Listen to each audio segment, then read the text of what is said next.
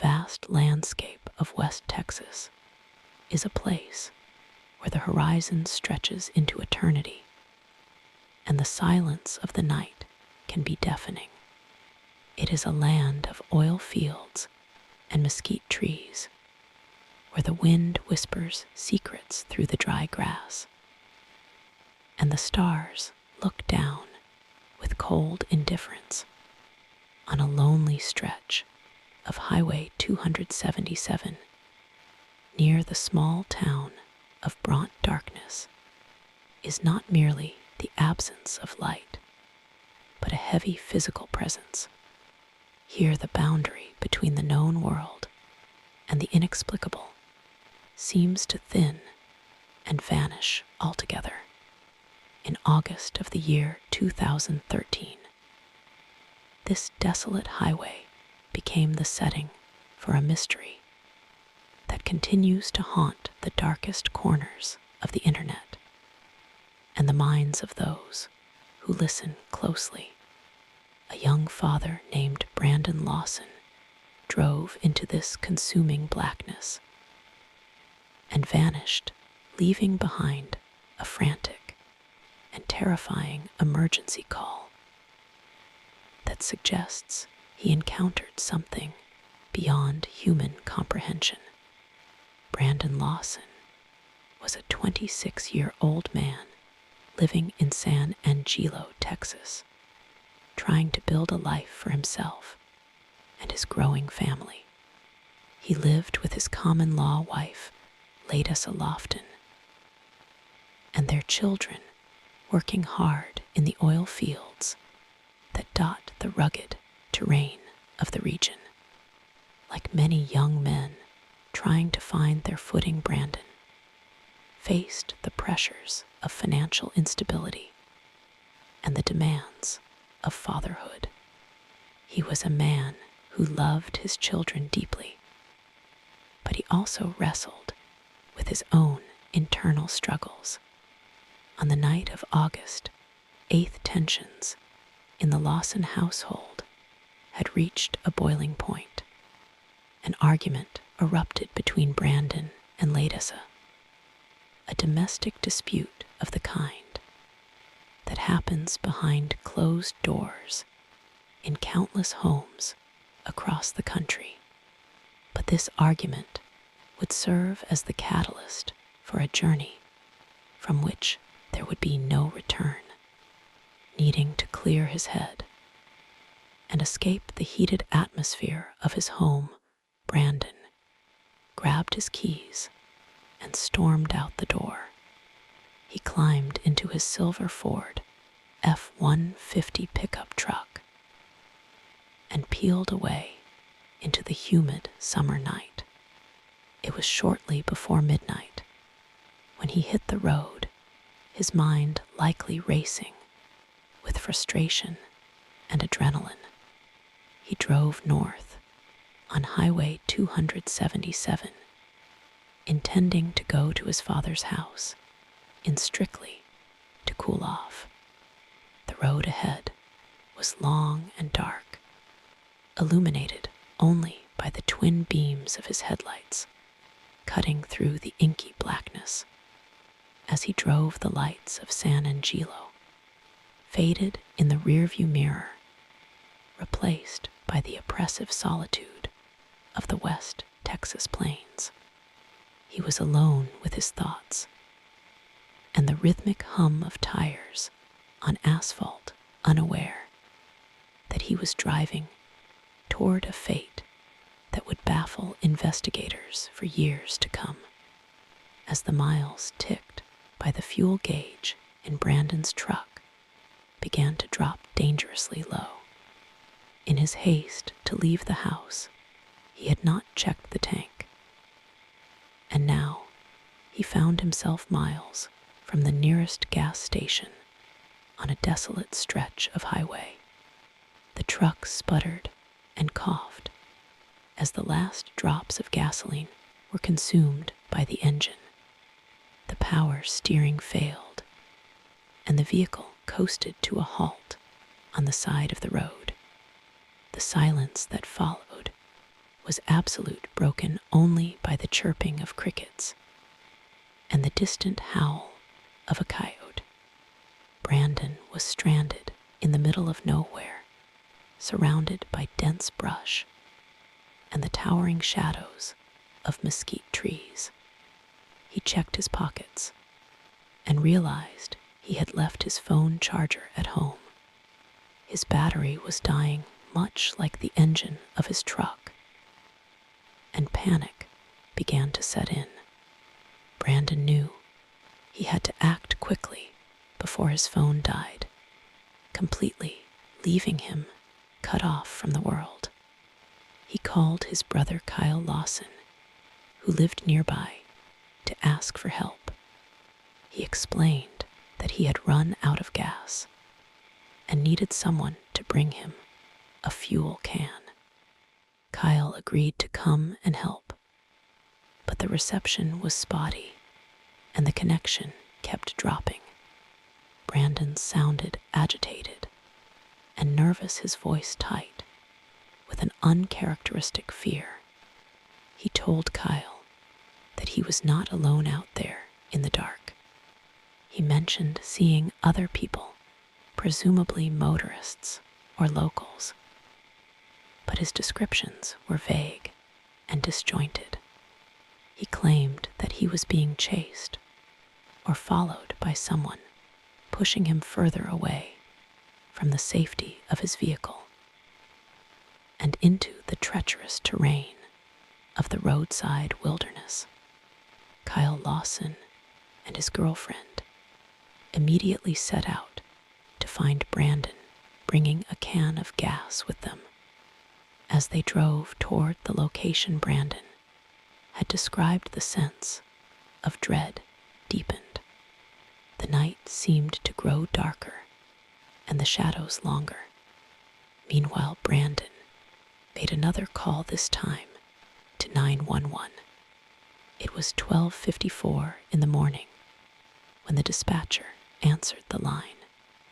What followed was a conversation that has been analyzed and dissected by thousands of people, yet remains largely unintelligible. The recording captures a man in the grip of terror, breathing heavily and speaking in rapid, fragmented sentences. He speaks of being in the middle of a field and seeing guys pulling him over. The background noise is a chaotic mix of wind rustling leaves and strange, unidentifiable sounds that do not belong on a quiet highway. The 911 call is the centerpiece of this chilling mystery, a sonic glimpse into a nightmare unfolding in real time. Brandon tells the dispatcher that he ran into someone or something. He mentions a state trooper, but then corrects himself or changes the subject entirely. His words are slurred and panicked, making it difficult to discern exactly what he is seeing. He says phrases like "just pushed some guys over" and mentions the woods. At one point, he seems to be pleading for help, asking the dispatcher to hurry. But perhaps the most disturbing element is what is not said. The silence between his gasps for air is heavy with the presence of an unseen threat. Listeners have claimed to hear other voices in the background, guttural growls, or even gunshots. But official analysis has been inconclusive. As Brandon spoke to the operator, the fear in his voice escalated to a fever pitch. He described a scenario that made little sense in the rational world, involving a confrontation with unknown figures in the darkness. He asked for the police, but seemed terrified of being found by the very people he was calling. The call lasted for several minutes, but provided little actionable information for the dispatcher. Toward the end of the recording, Brandon said simply, "Please hurry," followed by a sound that some interpret as a gasp or a sob. Then the line went dead. The silence that followed was more terrifying than the frantic words that preceded it. It was the silence of a man who had been swallowed whole by the night, leaving no trace of his passing. Kyle Lawson arrived at the scene shortly after the call ended. He found Brandon's truck parked haphazardly on the side of the road near a rest stop. The doors were unlocked and the keys were missing, but there was no sign of Brandon. Kyle called Brandon's phone, but it went straight to voicemail.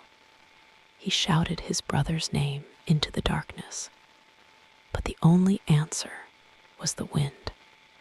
A sheriff's deputy also arrived at the scene, having been dispatched in response to a report of a vehicle obstructing traffic.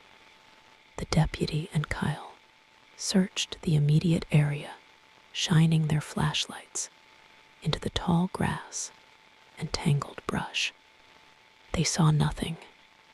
No footprints, no struggle marks, no sign of where Brandon had gone. It was as if he had simply evaporated into the humid Texas air. The deputy who arrived on the scene found the situation peculiar, but not necessarily alarming at first. He assumed that Brandon might have walked to a nearby town or was hiding in the brush to avoid a confrontation with law enforcement due to outstanding warrants. However, as the hours turned into days and Brandon did not resurface, the mood shifted from annoyance to deep concern.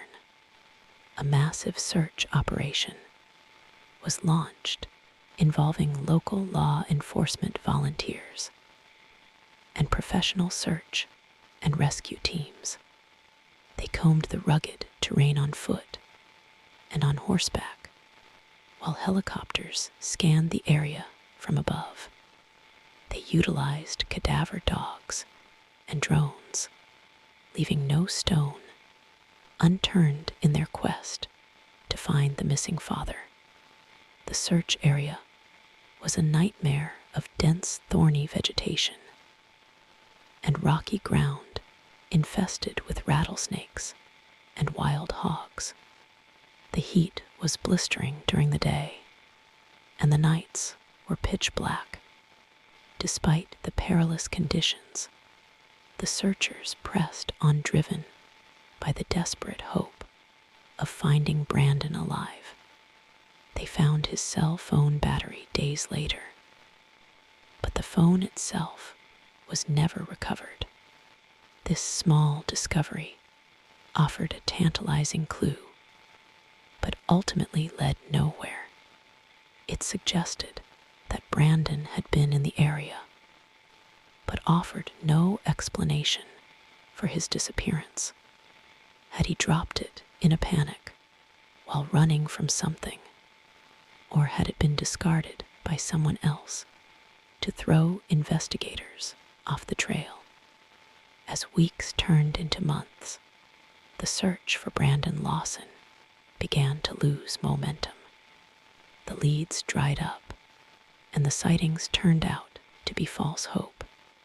The case grew cold, and the family was left in a state of agonizing limbo. Lawson Lofton refused to give up launching social media campaigns and keeping Brandon's face in the public eye. She believed that someone knew something, that the truth was being hidden in the shadows of that lonely highway. Rumors began to swirl in the community. Some whispered that Brandon had been a victim of foul play, a drug deal gone wrong, or a random act of violence. Others suggested he had staged his own disappearance to start a new life. But those who heard the 911 call knew that the terror in his voice was real. Theories about what happened that night range from the plausible to the paranormal. The most grounded theory suggests that Brandon succumbing to dehydration and disorientation wandered into the wilderness and perished from exposure. The terrain is unforgiving, and a person can easily become lost and incapacitated within a short distance of the road, in his confused state, potentially exacerbated by exhaustion or substance use. He might have hallucinated the threats he described on the phone. The shadows of the trees could have looked like men, and the wind could have sounded like voices. This theory posits a tragic but natural end to a frantic night. However, the content of the 911 call has led many to believe that Brandon was hunted. The mention of state troopers or guys in the woods suggests a human element, a confrontation that turned deadly. Was he intercepted by a corrupt official or a local criminal element operating in the shadows? The region has a history of smuggling and illicit activity, and it is possible Brandon stumbled upon something he was not meant to see. The fear in his voice was directed at something specific, something that was pursuing him. If he was murdered, his body was disposed of with terrifying efficiency, leaving no evidence for the searchers to find. Then there are the darker, more unsettling theories that venture into the realm of the supernatural. The area around Brant has its share of ghost stories and local legends. Some believe that Brandon encountered a malevolent entity, a spirit or creature that dwells in the desolate places of the earth. The garbled nature of the call, the strange noises in the background, and the suddenness of his disappearance fit the pattern of high strangeness often associated with paranormal encounters. In this version of events, Brandon was not running from men, but from something ancient and hungry, something that claimed him body and soul. Years passed with no answers. Brandon's children grew older without their father, and Ladessa continued her vigil. The truck sat in an impound lot, a silent witness to the events of that night. The mystery attracted the attention of amateur sleuths and podcast hosts who dissected every second of the emergency call. They enhanced the audio, slowed it down, and filtered out the noise, hoping to find a hidden message. Some claimed to hear a second voice saying we got him, while others heard gunshots. But these were just interpretations fueled by imagination and the desire for closure. The truth remained elusive, hidden somewhere in the vast expanse of West Texas. In late 2021, nearly a decade after Brandon disappeared, a breakthrough finally occurred. A private search team conducting a new sweep of the area near the original site found human remains. They found clothing that matched what Brandon was wearing on the night he vanished. DNA testing later confirmed that the remains belonged to Brandon Lawson. He was found not far from where his truck had been abandoned, in an area that had supposedly been searched years prior. The discovery brought a mix of relief and fresh horror. He had been there all along, decomposing in the brush, while the world speculated about his fate.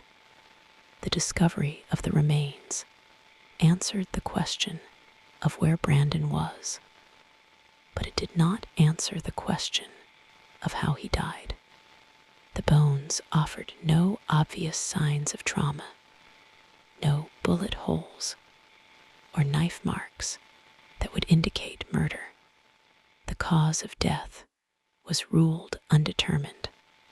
This lack of definitive evidence only deepened the mystery. If he died of exposure, why did he flee into the brush in such a panic? What was he running from? The finding of his body closed the book on his location, but left the chapter on his final moments wide open. The official narrative leans toward the idea that Brandon disoriented and possibly under the influence wandered off and died of natural causes. But this explanation fails to account for the sheer terror recorded on the 911 call. It does not explain the voices he claimed to hear or the people he claimed to see. It dismisses his final plea for help as the ravings of a confused mind. For those who knew him, and for those who have studied the case, this explanation feels incomplete. It ignores the palpable sense of danger that permeates every second of that recording. The story of Brandon Lawson serves as a grim reminder of how quickly the veneer of civilization can fall away. One moment, a man is driving a modern vehicle on a paved road, and the next, he is plunged into a primal struggle for survival. The highway, usually a symbol of connection and freedom, became a trap. The technology we rely on, like cell phones and trucks, failed him when he needed them most. He was reduced to a voice in the dark, calling out to a world that could not reach him. It is a modern horror story, grounded in the very real fear of isolation. The location where Brandon died remains a place of unease. Locals say that if you drive down Highway 277 late at night, you can feel the heaviness in the air. The wind seems to carry the echo of a frantic plea. The mesquite trees stand like silent sentinels, guarding the secrets of the soil. It is easy to imagine the panic Brandon felt as the shadows closed in around him. It is easy to picture him stumbling through the brush, his heart pounding in his chest, looking over his shoulder at something that should not be there. Even with the recovery of his remains, the timeline of that night contains gaps that logic cannot fill. There is a period of time between when the truck ran out of gas and when the 911 call was made, where Brandon's movements are unknown. Did he meet someone on the road? Did a car pull over offering help, only to reveal a darker intent? Or did the darkness itself manifest a terror that drove him to his death? The ambiguity is what makes the story so enduring. It allows our minds to project our deepest fears onto the blank canvas of that Texas night. The legacy of Brandon Lawson is one of tragedy and unanswered questions. It is a story that warns us against the dangers of the open road and the vulnerability of the human condition. It reminds us that no matter how advanced our society becomes, we are still small and fragile against the vastness of nature. The safety we feel in our cars and our homes is an illusion that can be shattered by a simple, empty gas tank. We are always just one misstep away from the darkness. As we reflect on this chilling case, we must also consider the agony of the family left behind. For years, they lived with the torture of not knowing. Every time the phone rang, every time a car pulled into the driveway, they hoped it was him. The discovery of his remains brought a finality to their wait, but it did not bring peace. They still have to live with the knowledge that Brandon died alone and terrified in the dirt. They still have to wonder what his last thoughts were as the light faded from his eyes.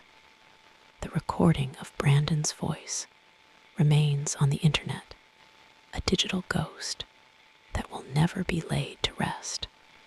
It is played and replayed by strangers seeking clues, seeking a thrill, seeking a connection to the macabre.